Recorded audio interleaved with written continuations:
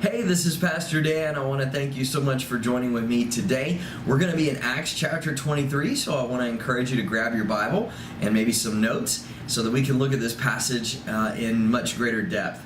So if you remember yesterday, you remember that the crowd was ready to put Paul to death. They had accused him of several things. And so Paul spoke to the crowd, but when it got to the fact that God had sent him to the Gentiles, they didn't want to hear it anymore. And they began throwing dust and throwing their clothes and throwing everything. And the whole time, the Roman commander was trying to figure out, what is Paul being accused of? And so what has happened is they have brought together kind of an informal meeting with the Sanhedrin, and that's where we're going to pick up today. Now, you have to remember that Paul just barely squeaked by. He was getting ready to be flogged, and this was just no whipping, like no normal whipping. This is going to tear him apart. And he got out from under it by saying, "Are you allowed to whip a Roman citizen?" And so the commander looks at him and says, "Tell me that you're a Roman citizen." He says, "I am." And you got to remember that Roman citizenship was held in much higher regard. And so because Paul was a Roman citizen, he got by with more things because the Romans found it to be illegal to be held or imprisoned without a trial or a hearing. It was also illegal to be whipped without that trial or a hearing.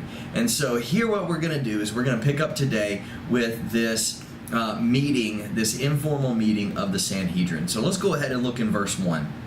It says, Paul looked straight at the Sanhedrin and said, "Brothers, I have lived my life before God in all good conscience to this day." Well, they obviously didn't believe that because he was proclaiming the good news of Jesus Christ, and they were proclaiming that the law had been fulfilled. And they were angry about that, and they were jealous of him. And so in verse 2, the high priest Ananias ordered those who were standing next to him to strike him on the mouth. Well, obviously, if you get hit on the mouth, it's gonna hurt. And so Paul says in verse 3, I think it's kind of interesting. You just kind of see him in an instant kind of pop off. And he says, "Then Paul said to him, 'God is going to strike you, you whitewashed wall. You are sitting there judging me according to the law, and yet in violation of the law, you are ordering me to be struck.'" And so Paul points out this guy's hypocrisy, not just this guy, this high priest. And so those standing nearby in verse 4 says, "Do you dare revile God's high priest?" Now, this is one of the most evil high priests that ever stood in the position in Jerusalem. Listen to this. This is what one commentator says. Ananias reigned for 11 or 12 years, beginning in AD 47, and was one of the most cruel, evil, corrupt high priests ever to hold office. According to Josephus, he stole from the common priests the tithes that should have gone to them, beating any who resisted. He did not hesitate to use violence to further his goals. In fact, a few years earlier, the Romans had suspected him of complicity in atrocities committed against the Samaritans. So here we can see that Ananias was horrible, even according to the historian Josephus. All right, going on from there. In verse 5, it says, "I did not know, brothers, that he was the high priest," replied Paul, "for it is written, 'You must not speak evil of a ruler of your people.'" Then Paul realized that one part of them were Sadducees and the other part were Pharisees. And so he cries out in the Sanhedrin, "Brothers, I am a Pharisee, a son of Pharisees. If I am being judged because of the hope of the resurrection of the dead." So here's what Paul is noticing. He's looking around the room and he recognizes that the Sanhedrin is full of two different types of people. You've got some which are Pharisees, and you've got some which hold to a different belief called the Sadducees. Now the Pharisees, as it's going to tell you here in just a second, believed significantly different than the Sadducees. And so what Paul is going to try to do is he's going to try to divide and conquer, if you will. He's going to try to get half of them on his side, and then the other half, of course, will not be on his side. But he's going to try to drum up some camaraderie because of his past and the way that he was raised. So let's see what he says. In verse 7 it says, When he said this, a dispute broke out between the Pharisees and the Sadducees, and the assembly was divided. For the Sadducees say that there is no resurrection, and neither are angel nor spirit, but the Pharisees affirm them all. So the Sadducees did not believe in the resurrection of the dead. They did not believe that if you died that you would come back. They didn't believe in angels. They didn't believe in spirits. They only believed in a certain amount of the Old Testament. They didn't take the whole of it. They only took a section of the Old Testament and believed it. And so Paul says, listen, I'm a Pharisee. And so he kind of turned the crowd against one another. In verse 9, we see what happens within this unofficial meeting. It says, the shouting grew loud, and some of the scribes of the Pharisees' party got up and argued vehemently. We find nothing evil in this man. What if a spirit or an angel has spoken to him? So now the Pharisees are defending him, because essentially Paul has said, look, I'm on your team. And so they stand up, and now they're fighting for him. Then in verse 10 it says, when the dispute became violent, the commander feared that Paul might be torn apart by them, and ordered the troops to go down, take him away from them, and bring him into the barracks. The following night the Lord stood by him and said, now this is amazing. This is God speaking to Paul, and says, have courage. For as you have testified about me in Jerusalem, so it is necessary for you to testify in Rome. So God says, look, I'm gonna use you even in Rome. Now what's interesting here is what we're getting ready to look at is we're about to see a plot against Paul. They're going to try to take his life. And what you're going to see is that Paul doesn't walk out there with his hands on his hips. I just talked to God. I'm about to go to Rome. You know, he doesn't just walk out in front of all these guys. He uses wisdom. God uses our wisdom along with his promises in order to accomplish his purpose. And so Paul doesn't go out there all prideful like, you can't touch me because God has already made a promise to me. But he uses wisdom, and so it's going to go along with God's plan in order to accomplish his purpose. So let's see what happens with this plot here, okay? In verse 12 it says, when it was morning, the Jews formed a conspiracy and bound themselves under a curse not to eat or drink until they had killed Paul. There were more than 40 who had formed this plot. These men went to the chief priests and elders and said, we have bound ourselves under a solemn curse that we won't eat anything until we have killed Paul. So now you, along with the Sanhedrin, make a request to the commander that he bring him down to you as if you were going to investigate this case more thoroughly. But before he gets near, we are ready to kill him. So they say essentially to the chief priests and the elders, they say, listen, report to the commander and say to him, listen, we want to inquire of Paul a little bit more. We have some more questions for him. And they said, meanwhile, what we're going to do is we're going to wait, and as he's coming to us, we're going to ambush him and we're going to kill him right there on the spot. Well, as God's providence, remember, God's going to take him to Rome. Here's what happens.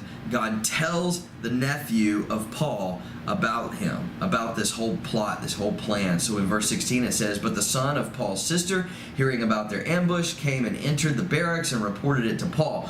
Paul called on one of the centurions and said, take this young man to the commander, because he has something to report to him. So he took him, brought him to the commander, and said, the prisoner Paul called me and asked me to bring this young man to you because he has something to tell you. The commander took him by the hand, led him aside, and inquired privately, what is it that you have to report to me? The Jews, he said, have agreed to ask you to bring Paul down to the Sanhedrin tomorrow, as though they are going to hold a somewhat more careful inquiry about him. Don't let them persuade you, because there are more than 40 of them lying in ambush, men who have bound themselves under a curse not to eat or drink until they have killed him. Now they are ready, waiting for your consent. So the commander dismissed the young man and instructed him, don't tell anyone that you have informed me about this. So there's a couple of cool things, a couple of cool tidbits that we're learning here. First of all, Paul has a sister. Who knew? All right. And so Paul has a nephew through his his sister. And so because of the family ties there, they're able to get this plot to the commander, and the commander now has this. He understands what's getting ready to go on, and so what he's going to do is he is going to counter this plot with his own. All right, so let's see how he counters it. It says in verse 23, he summoned 2 of his centurions and said, "Get 200 soldiers ready with 70 cavalry and 200 spearmen to go to Caesarea at 9 tonight." Okay, so what they're going to do is, as soon as it's pretty much dark, they're going to get ready to take Paul north into Caesarea. And so, man, he gets a lot of guys. So there were 40 guys ready to ambush Paul. And so here what he does is he gets 200 soldiers, 70 cavalry, and 200 spearmen. All right, so he's not taking any chances. So we got 470 guys that are going to accompany Paul. And really the whole reason is because Paul's a Roman citizen. If he was just any other guy that wasn't a Roman citizen, man, they would just blow this thing off. But because Paul was a Roman citizen, they're going to protect one of their own. So they have nearly 500 guys that are going to go north with him into Caesarea. Okay? So let's see how all of this is going to work out. Also provide mounts for Paul to ride and bring him to safety to Felix the governor. So they're going to be able to have a horse for Paul to ride.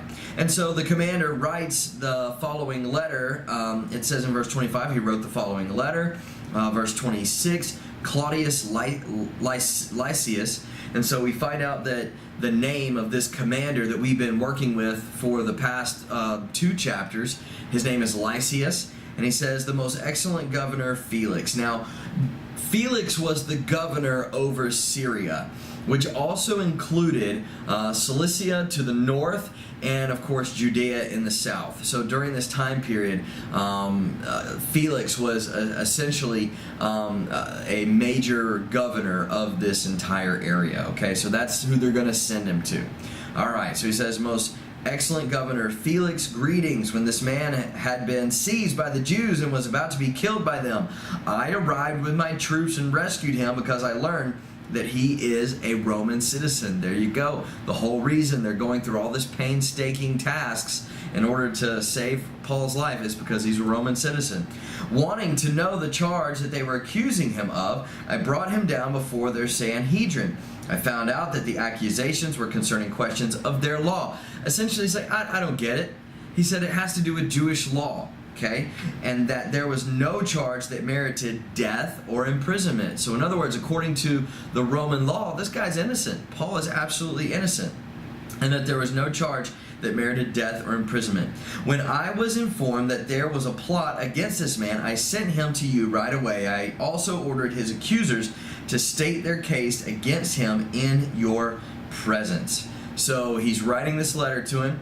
Then in verse 31 it says, so the soldiers took Paul during the night and brought him to Antipatris. Okay, Antipatris was about 35 to 40 miles away. It was pretty much half the way to Caesarea.